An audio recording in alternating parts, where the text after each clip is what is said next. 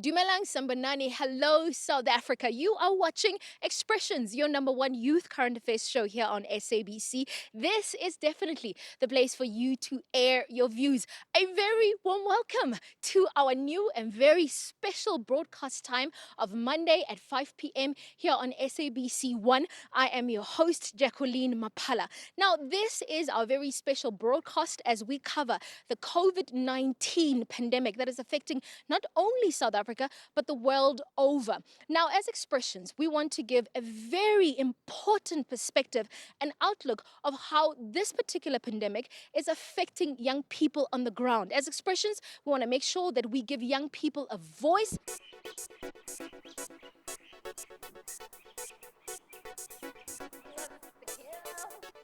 So, Amo, you are currently studying in university, and we just want to find out from you, how has this lockdown impacted on your studies?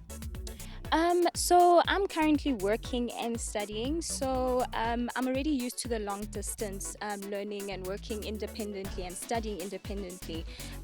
We were already used to the whole system of learning online and our tutors helping us online. So it hasn't really affected me as much. In fact, it's really, helped us to work better online. We are helping each other as students, going on our WhatsApps and student portals and helping each other. So, yeah. How are you feeling about your current academic year as a university student? Currently, I am a bit unsettled because we don't know how long, this lockdown, will be, because the president has extended it.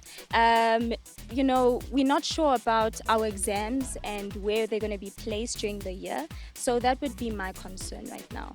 Yeah. So for a lot of other students who are used to going to classes and are used to seeing their lecturers, I mean, as a student yourself, is there any advice you can give to them? Because this is such a big change for them. Yes, I agree. It is such a big change for students that are used to going to school on a day-to-day basis and meeting up with their lecturers and learning, in a classroom environment. Currently, I think, they should just, try and work independently. That's the only way to do this. And to also, try and, work around, doing things online and, working with other students and seeing how they are working, during this lockdown.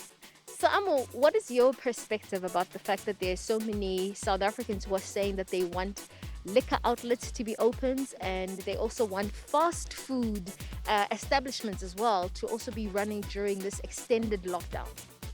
For me, I do think we need to comply with, the rules and regulations that have been set for us. This is because, we need to keep safe. We are trying to, minimize the spread of COVID-19. And for liquor stores to be open and restaurants to be open, I think for me, we just need to adjust. Maybe let's just put a hold to this, alcohol and restaurant looting and all of that. But good times will come back. So let's just comply to the rules and regulations. Great advice. Great advice. This year, I'm currently anxious and stressed about my school. I'm not very sure if I'm going to be able to make it into university next year. Soon, I'm supposed to be writing my major exams. At this moment in time, I'm not very sure if I'm going to be able to write them. I really feel like because of all of this, that my future is going to be affected. Reason being that at home, it's very hard to study. The home environment is not study friendly. I feel like distractions are inevitable. What are you currently doing in terms of routine under this lockdown? We've been actually, the teachers have been actually giving us work for the lockdown, but though actually like we're done with that, but though like the lockdown situation thing has actually been like giving us more work, but though that would actually help us into getting more stuff, and that we can't lose track in school. The next guest that we are going to meet is Mpho Mamazane, who will share with us on how her center is assisting the community in terms of gender-based violence. I was a victim of rape. I was gang raped at the age of 15 by 9 guys. I was physically and sexually abused by my previous husband, my ex-husband, when I was 18. Then when I was 20, I decided to give it another chance. I contracted the HIV virus.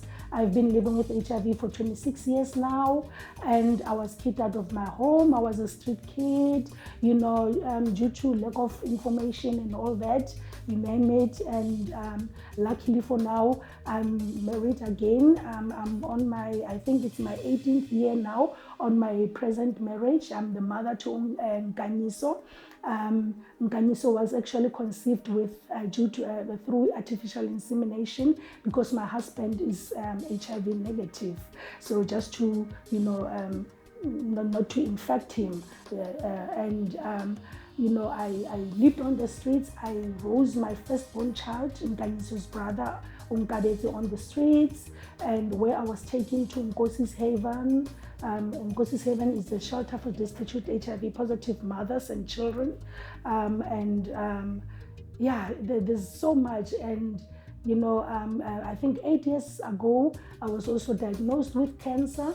I was told by my doctor that I was left with 7 months to live. And now, wow, it's now like 8 years now. I go for my chemotherapies and all that, and I'm living a very healthy and normal life. They all treat me normal to an extent that everyone, when sometimes I'll be shouting at everyone being it at home or here at the center, they'll be like, oh, okay, now who took her virus from the blood and that cancer, and now it's going up here, because now I'll be going mad because I'm a very person I'm a strict person, yes, and I like things to happen the way I want them to do, and to help every citizen to become a better citizen wherever that they are. I love the fact that you touched on the issue of gender-based violence, which is something that is very close to your heart. And as a show that is dealing with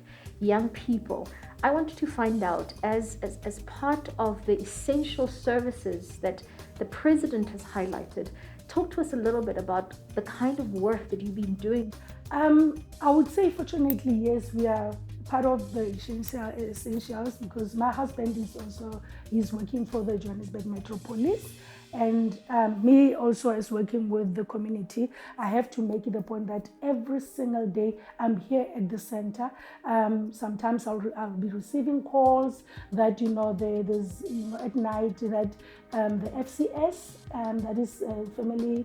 FCS is under the SABC, where they're dealing with gender-based violence and issues of rape and all that stuff. So they'll be calling me sometimes during the night and say, can you please maybe accommodate this victim for us whilst we're still investigating, or maybe going to arrest the perpetrator and stuff. So this home, I opened it for such cases, and in the morning I have to come and see if the Form 36 is being formed properly, if they've got food, if they've received counseling, and I will utilize the services that we're also having within the center, and extended services like psychologists and psychiatrists to give to offer to those victims. Covens knees with the tissue and throw it away after use. Avoid close contact with infected people. Practice social distancing. Keep safe. Stay home. Give chance. Hey. I keep praying, huh? Hey.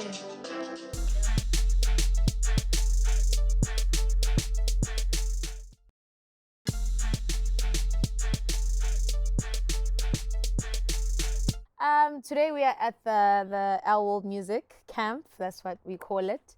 So before the lockdown, what we just thought was like, okay, let's take our garage and turn it into like a platform in a way for us to do our live sessions in terms of like rehearsals and stuff, and just do live performances to share with the people during the lockdown. As you have seen, I think we started with it early March. That's when we actually, brought this whole thing into life. Everyone is here, Twins is here, Claudia and Kenza is here, management is here. So it's literally just a camp for the whole of the OWL team. It's a blessing in disguise. It's a blessing, but it's not at the same time, because especially for me, weekends I've been on the road like since December. So when the whole lockdown thing came up, it was just shut down. So obviously that's our source of income, but it's not the only source of income. So on the side, during the lockdown, you also get his cards. So it's okay, let's invest in literally like finding knowledge to, what can I say, to upgrade ourselves as artists, if I'm using the right word. So I'm there learning the piano as well during this time. I'm doing my piano lessons online over WhatsApp. Let me not say online, it's over WhatsApp. And yeah, just doing a lot of research, on how to actually equip myself as an artist, other than just being out there on stage. And I've also learned to record myself, which was something that was very tough, just to make things easier for the guys. And I guess it's something I wanted to do later, at a later stage. But I guess the lockdown was like, sis, do it now. Now is the time. So yeah, it has been a blessing in disguise in a way, because, we've also had just an opportunity to, I guess, do more in terms of like, okay, the studio time, etc. And right now, I'm speaking to one particular young person who is making sure that voices of young people are heard when it comes to this conversation. I'm speaking about Oliver Dixon, who started his own YouTube channel. When we went into lockdown, I realized that less people will be on the roads. That means less people will be listening to radio, and more people will be reliant on getting their news from the internet and sources like that. And I thought it was a perfect opportunity to just sort of package something that speaks to that. But I don't do news. I think the news still does the news.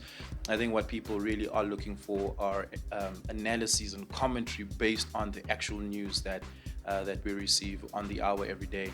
And so I thought, this is a perfect opportunity. I'm at home, I'm practicing social distancing, so I'm indoors all day. And I use the time being home to shoot this and put it out every day. And it's been an amazing and interesting experience. Young people, I think, are perhaps more vulnerable today than they've ever been before. And if you look at unemployment sitting at 52%, 56% actually for young people.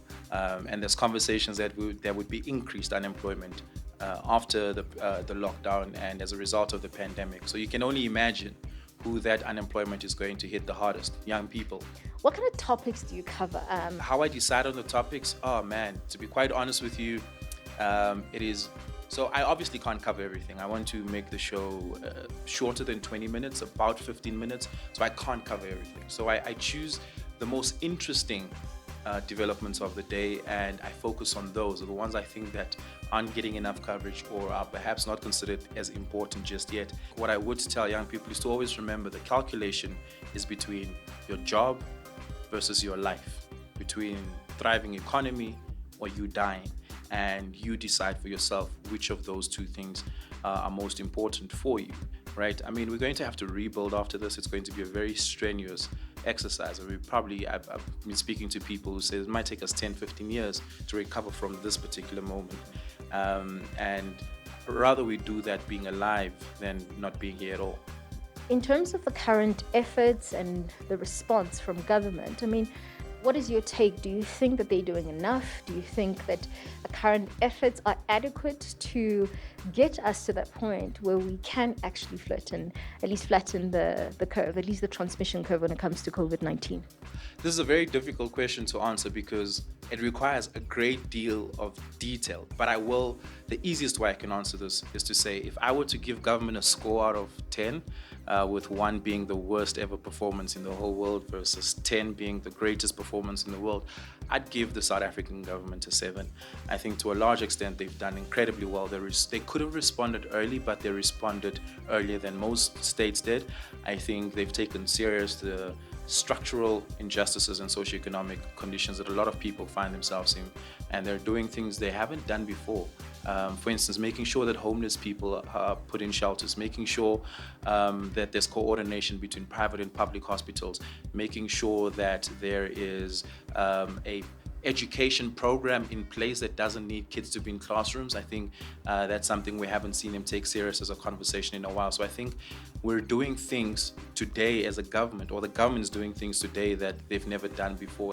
For young people who are fearful, obviously, about the future and fearful about the fact that this extension will exacerbate whatever current situation that they're going through, what would you like to say to them? If you're 25 years old today, chances are you're going to live for 40 more years, right? You've got 40 more years to live in this country. You're inheriting this country, essentially. So if you don't take serious this today, right, the next 40 years for you as a 25-year-old, it's going to be very difficult. So take serious what's happening today, because you still have to live in this country for 40 more years.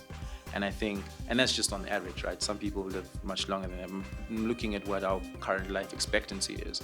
And so I think in that instance, young people need to realize that they have to build today what they will live in tomorrow.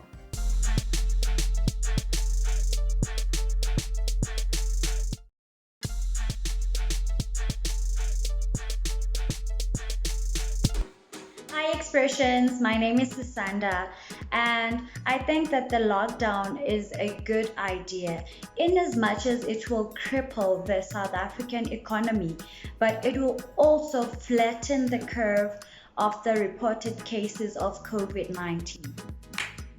So the lockdown has been extended. What a time to be alive. It's unbelievable. There's a global viral pandemic that's killed over 500,000 people, over a million infected. Just trying to stay sane, man. Just trying to stay sane, jump around, dance, and keep my body moving. Just to activate those endorphins, because like, how do you keep your mind from just, thinking of all sorts of things? So I think it's very important to just try and make sure you get your endorphin injection. Hi, my name is Busumzi Sikidi. My view about the lockdown extension, it was a good decision taken to protect the people of South Africa from getting infected, since we see the numbers of the reported cases are still increasing day by day. Staying at home, applying social distancing, washing our hands with soap is the only way to suppress the spreading of COVID-19. Hi everyone, I'm encouraged to share my personal experience with this lockdown. I've been stuck here at home. I've been doing school from online. It's been quite a tough time, but I've been pulling through. I've been trying my best to keep myself entertained during my free time. So that's my lockdown experience. So one of my favorite things to do during this lockdown is to actually have a solo dance party / exercise. The town would jive. So by the time the lockdown is over, everyone within practice all the dance moves and at the same time get really healthy. So yeah.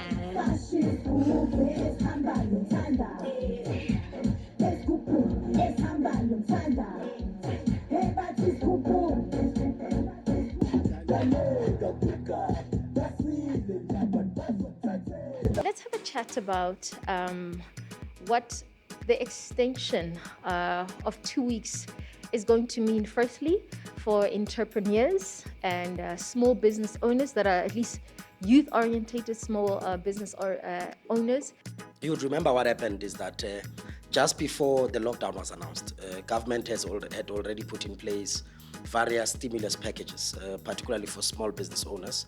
There's a new small business website, which is called smmesa.gov.za, where all small business owners can actually apply. Let's say you are running a small business and you are operating let's say, making about 50 or 100 grand a month, and this lockdown actually affects your business negatively, you're able to apply into that website so that government actually subsidizes you. But on top of that, your workers, because workers have to stay at home, those workers will be able to still get their salaries. Those businesses are able to apply to the UIF, through the Department of Employment and Labor, to ensure that nobody gets adversely affected by this particular lockdown. What are you doing as the NYDA just to support young people on the ground? And I think especially young people who are in the rural areas and young people who are in the townships. It still remains our promise that by the 16th of June, all 1,000 entrepreneurs would have been supported fully by the NYDA. We're actually existing virtually ourselves, so you can actually go online and be able to interact with us daily on our social media pages. But on top of that, one of the things that we'll be rolling out now over the next 2 weeks is to actually visit, areas that are poor, that are downtrodden. We're going to be handing out sanitary pads, we're going to be handing out face masks, we're going to be handing out gloves, so that at least young people are able to have some of this, equipment. But on top of that, you'd know also that we've got a Solomon Mahlangu Scholarship Fund. Young people have been applying in January. Now we are actually sending them responses, particularly those who are successful. That particular fund this year actually looks at postgrads. So all those young people that are actually have applied for postgrads will now get an opportunity to actually benefit out of that particular bursary. The issue of data access, you'd remember there's a court judgment now around the 3 big service providers that have actually been charging exorbitant prices. And we can see some of them are still arrogantly continuing, but we welcome some of them that have actually started looking at lowering the cost of data. But I think the bigger issue that we're raising is that there has to be a broadband access across the board. We also know that you're also conforming to the lockdown restrictions.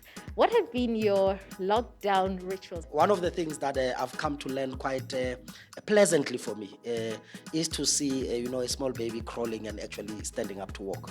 That has been the biggest benefit for me in this thing. But I think going forward, we will intensify the message that we must stay at home, but we will also ensure that whilst we are staying at home, we're able to be productive. We're able to actually reach out to young people out there. From me, Jackie Mapala, adios muchachos. Thank you very much for watching. See you next week.